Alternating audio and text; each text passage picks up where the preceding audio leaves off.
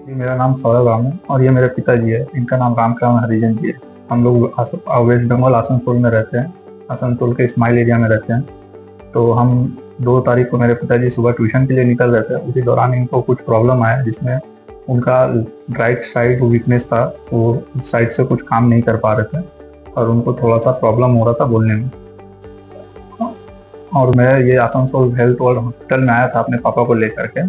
तो उसके बाद यहाँ पे मैंने आते ही देखा कि सारा मैनेजमेंट बिल्कुल ही अच्छा है और यहाँ साफ सफाई को भी बहुत अच्छे से मेंटेन किया गया है। मैं ये प्रॉब्लम को देख के मुझे लगा तो मुझे बाहर चेन्नई वगैरह या अपोलो में कहीं पे जाकर ये सर्जरी कराना पड़ेगा, जबकि ऐसा कुछ नहीं हुआ। यहाँ पे डॉक्टर मिलन कुमार जी ने मुझे हौसला दिया कि यहाँ पे कराइए और ये बहुत पहले जैसा ये नॉर्मल हो जाएगा। तो मैंने इस चीज़ पे डॉक्टर मिलन कुमार जी पे भरोसा करके ये सर्जरी यहाँ पे करवाया, जिसके दौरान ये सारा कुछ नॉर्मल हो गया, पहले से बेहतर हो गया है। अभी पापा बिल्कुल ही सही है। तो मुझे नहीं लगता है कि चेन्नई जैसे जगह पे जाना जरूरी है, यहाँ भी ये चीज सर्जरी हो सकती है। मैं रामकृष्ण हरिजन बच्चों को ट्यूशन पढ़ाता हूँ। उसके बाद बदन में एक बार जो सर में दर्द हुआ था, लेफ्ट साइड में काफी कमजोरी हुई थी। उसके बाद से हमको यहाँ लाया गया था।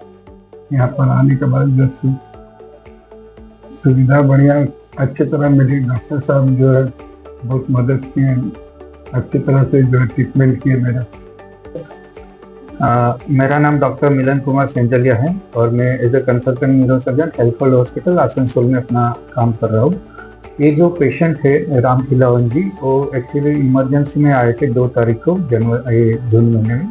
उनको उस टाइम पे अचानक से तकलीफ हो रहा था कि राइट साइड के हाथ पैर में वीकनेस हो रहा था, चलने में दिक्कत थी, थोड़ा बोलने में दिक्कत थी, इस तरह के सिम्टम्स थे। और एमआरआई करने पे और बाकी इन्वेस्टिगेशन में पता चला कि इनको left side of the brain में एक ट्यूमर था। अब जब किसी को पता चलता है कि ब्रेन ट्यूमर है तो पहला यही आता है कि अब क्या हो सकता है, इलाज होगा नहीं होगा, सर्जरी हो सकता है, दवाई चलेगा, यहाँ पे होगा कि नहीं। तो फिर इनके फैमिली मेम्बर से मैंने बात किया कि एमआरआई में ब्रेन ट्यूमर है और जो दिख रहा है उससे पता चल रहा है कि इसमें surgery is the only option, medicine या दवाई से इसका परमानेंट सोल्यूशन नहीं हो सकता है। उसके बाद सेकंड क्वेश्चन उनका ये था कि यहाँ पे हो सकता है कि नहीं हो सकता है, कि कभी बाहर होगा। तो मैंने उनको भरोसा दिलाया, बात किया कि यहाँ पे ये हो सकता है और होने के बाद पेशेंट फिट एंड फाइन हो सकता है, अच्छा रिजल्ट मिलने का उम्मीद है। जो एमआरआई में फीचर्स दिख रहे हैं और उनका खुद का जो बॉडी है और उनके एज के हिसाब से और उस तरह के सब फैक्टर्स कंसिडर करने के बाद क्वेश्चंस थे कि वो एक टीचर है, बच्चों को ट्यूशन पढ़ाते हैं, तो वो सब चीज़ें बाद में हो सकता है, कर सकता है नहीं, क्योंकि हर किसी को एक अर्निंग या फिर अपने आगे के जो काम करते हो कर पाएंगे कि नहीं, वो सब चीज़ें होती है खास करके ब्रेन सर्जरीज में। तो ये सब कुछ डिस्कस करने के बाद उनका ब्रेन ट्यूमर के लिए सर्जरी प्लान किया गया और सर्जरी हुआ।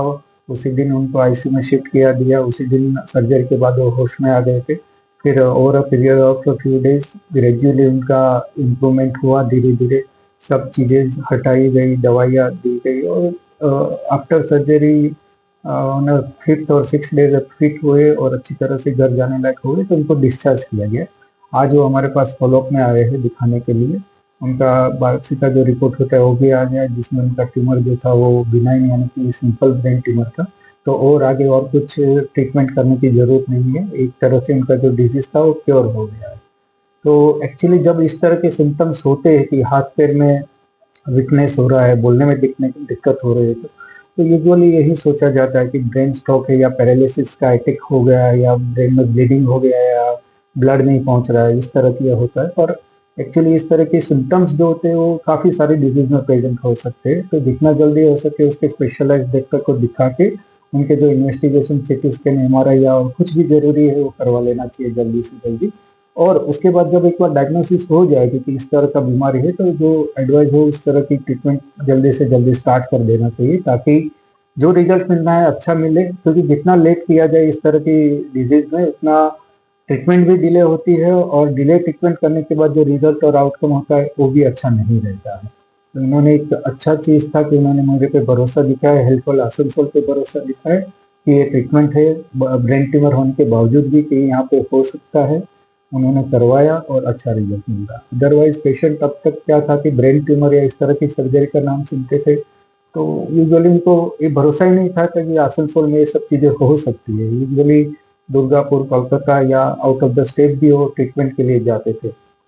जो एक तरह से फैमिली के लिए काफ़ी ट्रॉमेटिक चीज़ें होती है। आप इतना बड़ा सर्जरी के लिए यहाँ से कहीं दूर जाओगे, वहाँ पे जाना, नई जगह, वहाँ पे लोगों या डॉक्टर से मिलना, फिर सर्जरी के बाद जो रेगुलर कुछ महीनों तक फॉलोअप होना चाहिए, इतना देर फॉलोअप करवाना, ये सब काफ़ी दिक्कत वाली चीज़ें हैं।